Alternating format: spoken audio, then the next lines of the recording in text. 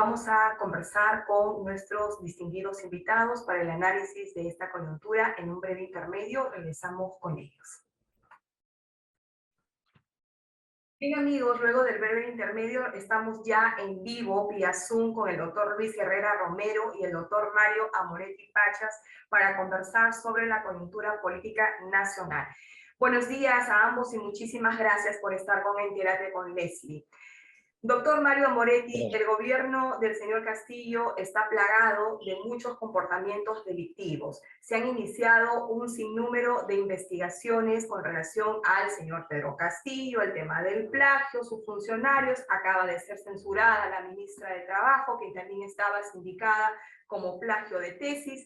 En realidad, tenemos muchas aristas o muchos comportamientos delictivos. Sin embargo, el gobierno se mantiene y las autoridades son muy pacientes con este gobierno, o es que estoy con una percepción equivocada. Muy buenos días. Muchas gracias por la invitación. Y lo mismo del doctor Herrera, mi saludo.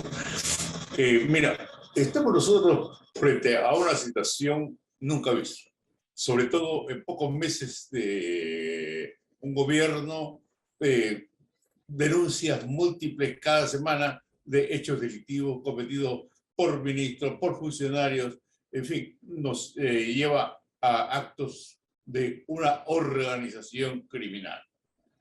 Sobre todo con este último audio, el audio es un medio probatorio. El contenido del audio es un indicio.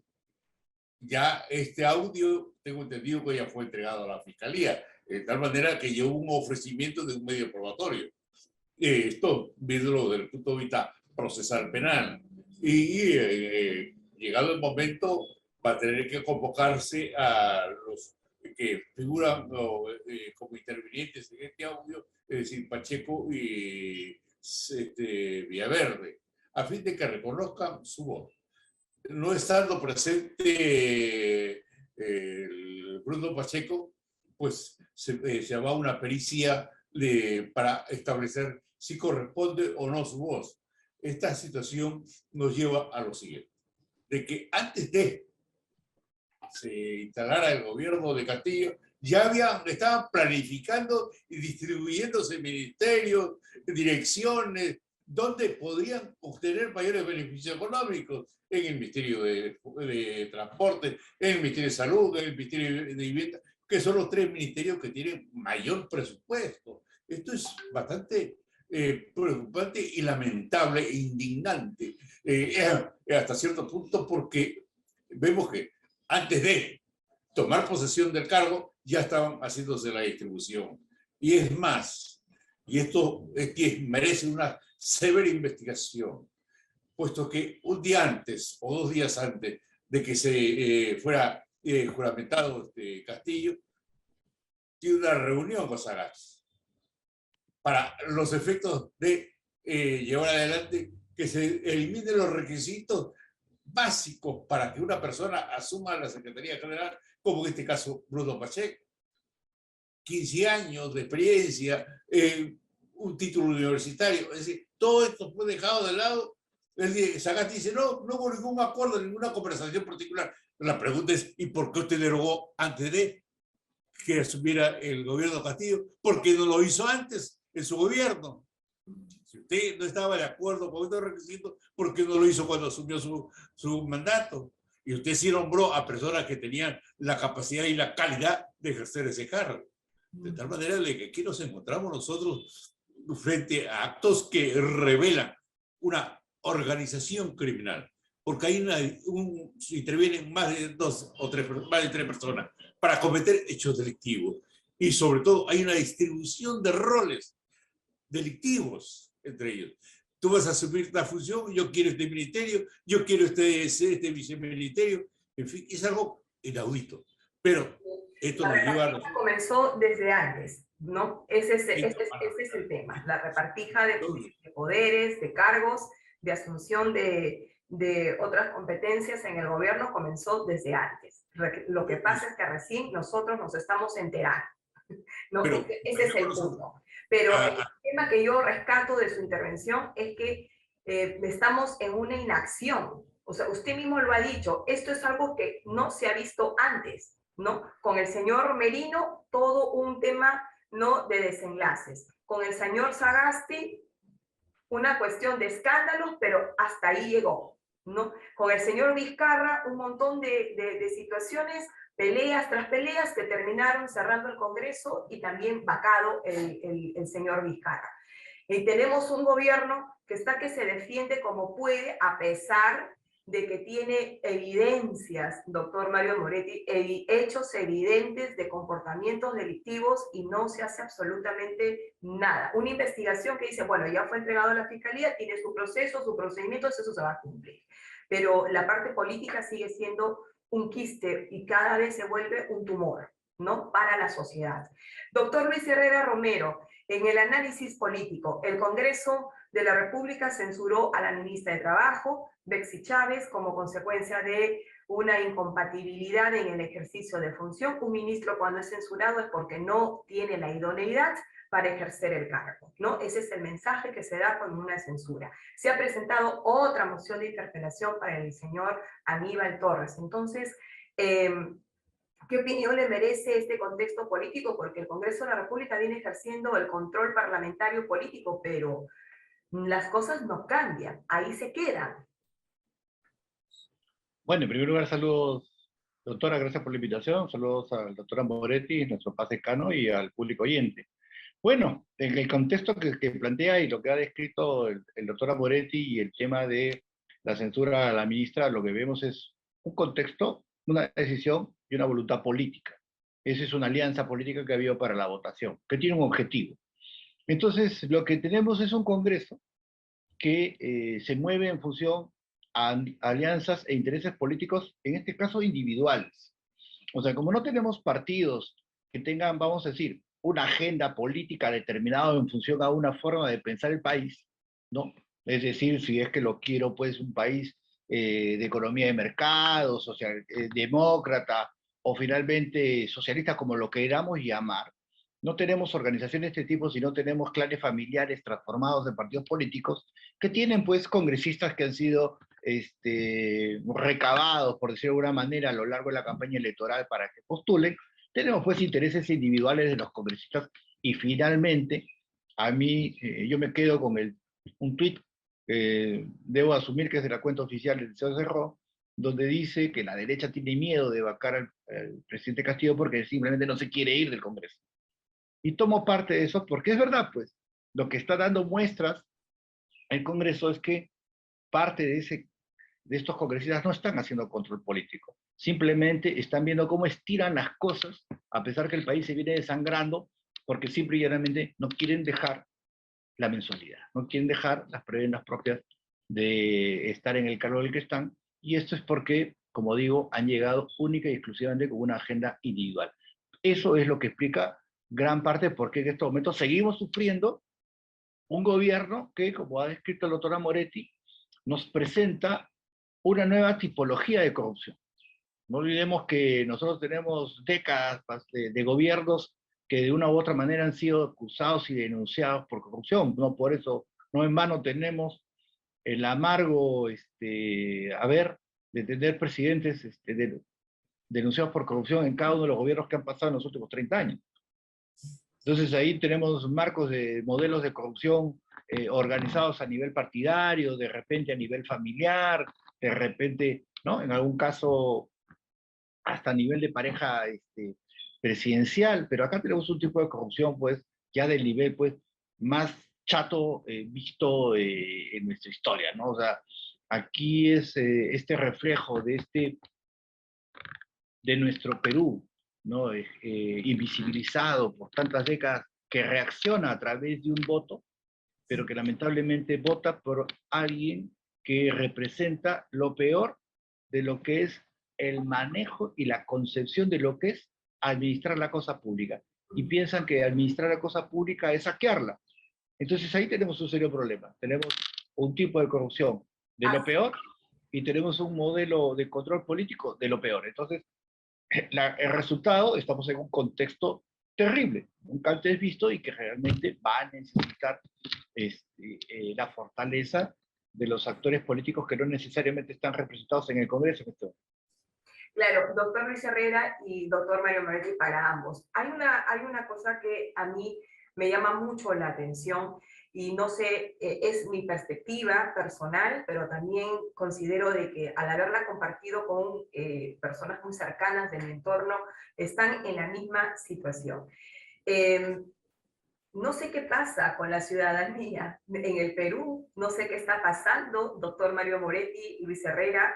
Estamos ensimismados en nuestras propias cosas personales, individuales, no nos importa lo que pasa en el gobierno, no nos importa que nuestra democracia está constantemente amenazada, ¿no? Desde el gobierno, ¿no? Hacia los medios de comunicación. Hace poco ha venido el relator de la Comisión Interamericana de Derechos Humanos para ver qué es lo que está sucediendo, ¿no? Con el gobierno y las relaciones con los medios de prensa, ¿no? Ya tenemos un informe que la Defensoría ha votado de violación de 8 estándares, ¿no? Que contravienen la libertad de expresión, de información, etc.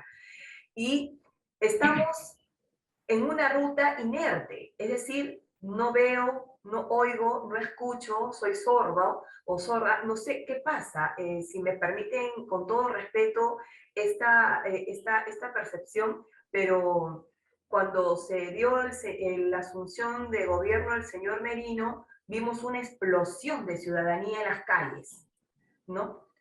Lo que no vemos hoy en día. Entonces, ¿quién está siendo cómplices de qué? O de quiénes, ¿no? Y por qué es que la ciudadanía en general está así tapada, cegada, no acciona, no ata ni desata. Esa es la percepción que se tiene. Siempre hablamos que nosotros somos los responsables de haber elegido a nuestros representantes. Eso sí es así. Pero, ¿qué está sucediendo, doctor Mario Moretti, doctor Luis Herrera, con tantas evidencias que ustedes lo han manifestado en esta entrevista? Pero no sé cuál es la ruta que tenemos que seguir. Mira, Lili, desgraciadamente no se da a conocer publicitariamente como sucedió exacerbando en el caso de Merino, para defender a Vizcarra, delincuente ya ampliamente conocido y lo sarcástico involucrado en actos irregulares. Aquí tenemos nosotros que, para terminar lo que había dicho anteriormente, estos actos que realizaron antes de esto se ejecuta, y este reparto de roles y beneficios ilícitos es con la permanencia de ministros durante, por ejemplo, Silva, cuatro veces ejerciendo el cambio de ministro, pero él se quedaba ministro de Salud, el ministro de Vivienda. ¿Para qué? Para que continuara la repartija de cargos y la corrupción impere. Aquí necesitamos justamente dar a conocer cuál es los actos delictivos que viene cometiendo este gobierno. Y sobre todo, que la opinión pública conozca. Y con Merino salieron a la gente, algunos políticos, a exacerbar e instigar que salieran a las calles para que dejaran sin efecto la vacancia de Vizcarra. Esto es algo que nunca había sucedido. Defender a un delincuente, porque esa es la verdad. Y digo con toda su propia letra, simplemente porque él está siendo investigado por actos delictivos, que la Fiscalía de la Nación no toma acciones como con otros, como la tomó, por ejemplo, con Merino. De tal manera que nos encontramos nosotros frente a una situación en la que esta inactividad, esta omisión de parte de la sociedad y del pueblo peruano, que es lamentable, se denuncia, pero no se publicita esta denuncia. No se da a conocer en la magnitud en la que vienen llevando a cabo estos actos delictivos. Porque si se diera a conocer, no necesitamos de que salgan políticos o personas para instigar a que protesten. Ya de por sí tenemos nosotros que la gente protesta por el encarecimiento de alimentos básicos, por el incremento de la gasolina, porque se nos anuncia que se nos vienen una hambruna sin límites. porque el Ministerio de Agricultura no hace absolutamente nada para tratar de bajar el costo de los fertilizantes. La FAO, Organización Especializada de las Naciones Unidas, ha publicado ya que existe para América Latina un problema muy grave en la alimentación, que nos vamos a enfrentar y Perú no se va a salvar de ello. El doctor Luis Herrera Romero, usted como analista político en el tema, yo le pregunto, quisiera que nos conteste esta misma percepción que yo he planteado en este programa, pero adicionalmente, como usted es un actor político, porque usted ha postulado también a cargos de elección popular, ¿qué pasa con los liderazgos en el Perú? Probablemente la ciudadanía se pregunte, o yo me pregunte también, ¿qué caso le voy a hacer a un político tradicional que poco o nada hizo por su democracia, que poco o nada hizo por la representación de intereses nacionales, que acudió al Congreso o a la presidencia del gobierno simplemente para satisfacer su élite y punto, ¿no? Entonces, creo que también la ciudadanía en estos momentos está con una miopía tremenda y con una decepción tremenda respecto de los liderazgos políticos. No existe liderazgo político en el Perú, ¿no? Para poder encauzar la ruta que debemos seguir todos para defender, ¿no?, la democracia, las libertades fundamentales en este país. Eso es verdad, pero yo utilizaría el término, creo que la mayoría de la población sabe, percibe, ya tiene hecha una idea de lo mal que estamos, de los temas de corrupción que existen en el gobierno actual, y lo que existe en este momento en la mayoría de la gente es un shock. Es un shock de no entender qué está pasando, porque no olvidemos que gran parte de la gente que está en shock es gente que salió a marchar contra Merino. Entonces todo lo que dijo en el momento que salieron a marchar contra Merino, hoy día se les vuelve en contra. Y eso genera un shock, porque o sea, los que no salieron a marchar contra Merino eran los que tenían la democracia de una manera constante. Tú no me y de que, representas, el eslogan, ¿no? El eslogan de esta claro, situación, de esta protesta de noviembre del 2020 fue: tú no me representas. Y ahora, pero castigo por eso digo, a los intereses nacionales de todos los peruanos y peruanas. No, yo creo que no. quienes dijeron eso en el momento de Merino, hoy día están completamente choqueados, porque ¿qué pueden decir?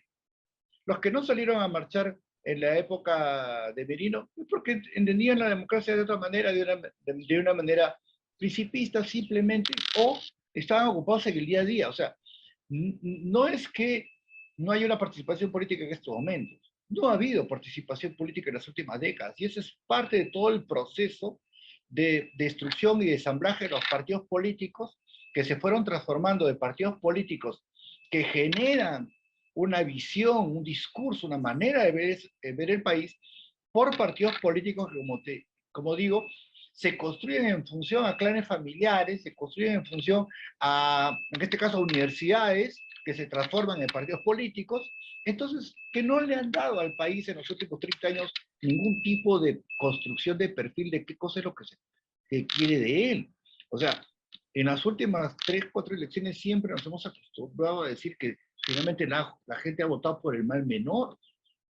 Entonces no hay una participación política real de la ciudadanía o interés de la ciudadanía sobre los temas políticos, porque siempre ha visto el tema de los gobiernos transversalmente acusado por temas de corrupción, de diferentes tipologías, diferentes formas, pero corrupción al final.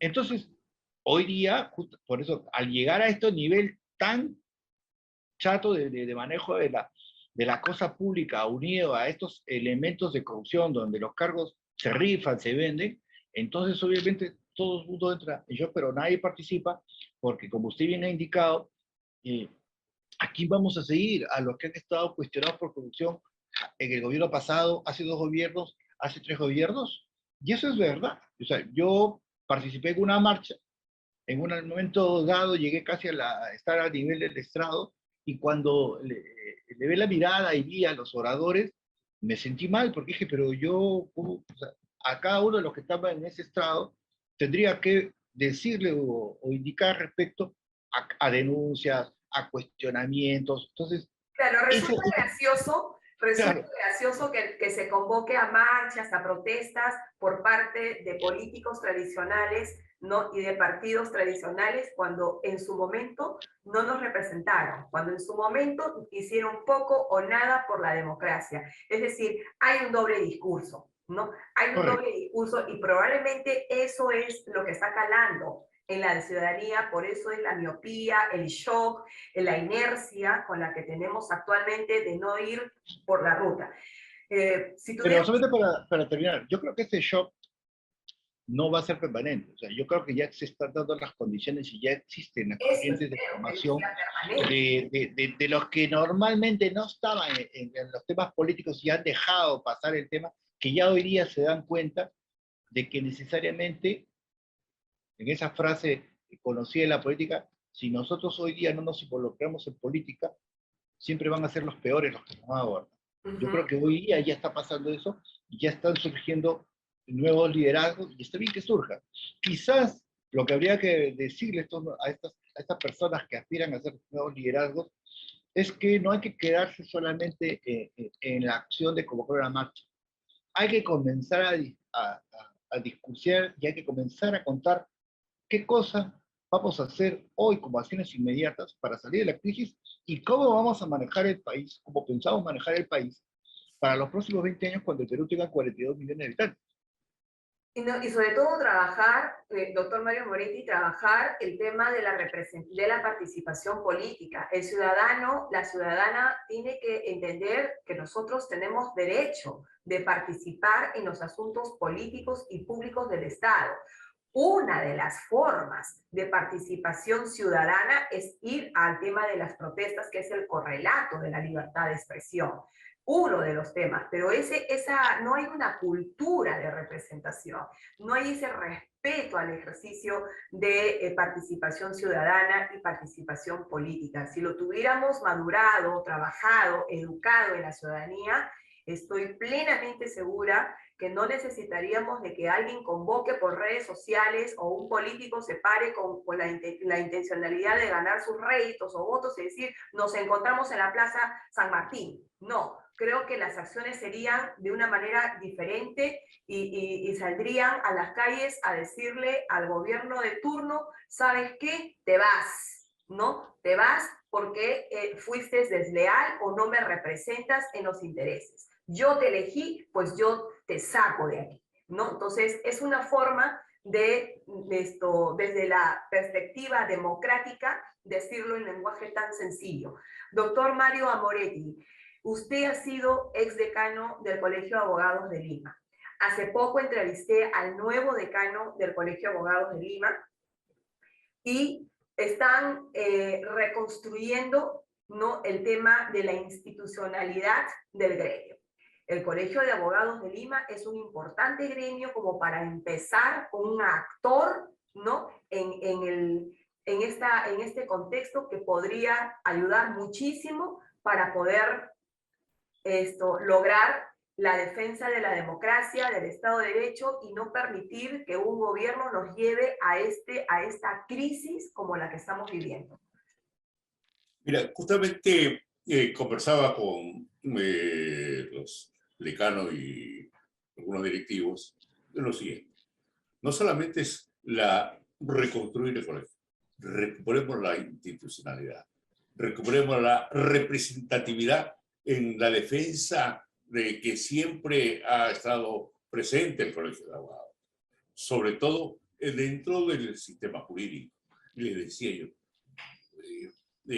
justamente el día de hoy voy a ver si ya estoy confirmado como presidente de la Comisión de Derecho Procesal Penal. ¿Y por qué? Para convocar a conferencias. Conferencias, sobre todo, el alcance de la Asamblea Constituyente. ¿Qué es lo que se persigue con el control de las Fuerzas Armadas, fuerzas policiales y el sistema judicial? Que es, en el fondo, lo que persigue la impunidad, como sucede en Cuba, en Nicaragua y en Venezuela.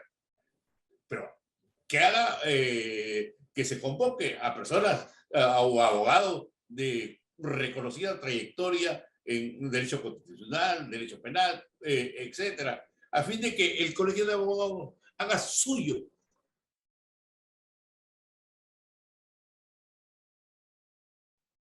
Lo tenemos en línea, doctor Mario Moretti.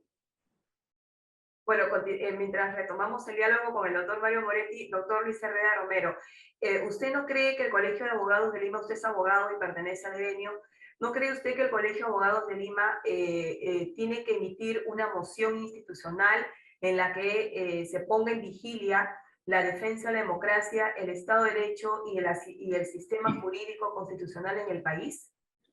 Voy a decir algo que quizás suene extraño para los abogados, pero si tomara la frase esta que usaron en la época de Merino, diría que el Colegio de Abogados de Lima no me representa. Y no me representa porque lamentablemente el Colegio de Abogados de Lima en los últimos años ha llegado a tal nivel de descrédito y de inacción que hoy día creo que la primera tarea, como señalaba el doctor Amoretti, es devolverle la legitimidad de acción y de opinión. O sea, en los últimos años hemos escuchado en diversos medios, yo nunca, siempre digo que yo no soy constitucionalista, pero mis profesores de la Facultad de Derecho me enseñaron a leer la ley y a interpretar.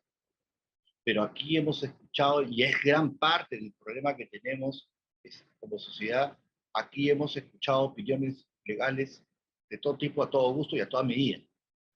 Muchas de ellas completamente alejadas a los principios legales básicos, interpretaciones completamente jaladas de los pelos, con el único fin de apoyar a un político. Entonces, si el Colegio de Abogados de Lima no recupera esa legitimidad de acción y de opinión, entonces vamos a estar en problemas. Entonces, lo que se haga para recuperar esa legitimidad hoy día es, creo yo, fundamental hacerlo y hacerlo pronto. Ok, doctor Mario Moretti, lo perdimos por un instante, pero gracias a Dios lo he vuelto a recuperar. Continúe con su opinión respecto al Colegio de Abogados de Lima. Y el doctor Luis Herrera ha dicho de que ha utilizado la frase que se dijo en la marcha del señor Merino, que el Colegio de Abogados no lo representa, porque ha perdido realmente el carácter institucional. Claro, es un nuevo decano después de mucho tiempo y de tantos problemas en la elección que tenemos y que está empezando un nuevo gobierno o gestión dentro del colegio. Usted, como ex decano del Colegio de Abogados, ¿cree usted que es el momento en que el colegio ya asuma su rol agresivo, institucional, y ponerle el tema de agenda en este contexto político de decir, bueno, desde este momento me constituyo, ¿no?, como vigilia o vigilante de la democracia, el Estado de Derecho y el sistema jurídico en el país, de tal manera para que el gobierno sienta de que por lo menos existe un gremio que está ahí, que va a defender con todo, si es que se quiere transgredir, ¿no?, estos componentes, ¿no?, de la democracia?